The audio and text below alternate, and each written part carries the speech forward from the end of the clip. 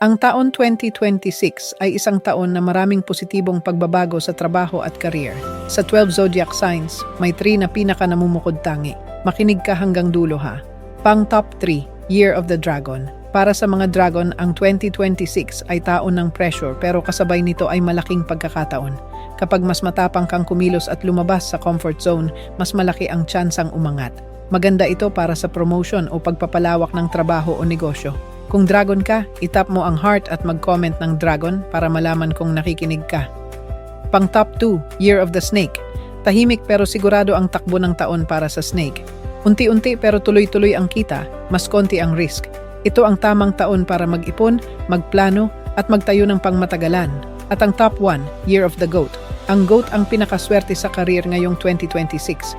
Mas madali kang makakahanap ng taong tutulong sa'yo, mas maayos ang daloy ng trabaho. Kung matagal ka ng feeling stuck, malinaw na may bagong direksyong magbubukas ngayong taon. Kung gusto mong malaman kung paano hawakan ang pera, umiwas sa toxic people at piliin ang tamang timing, malinaw na ipinaliwanag ko yan sa mga nakapin na video sa itaas ng page.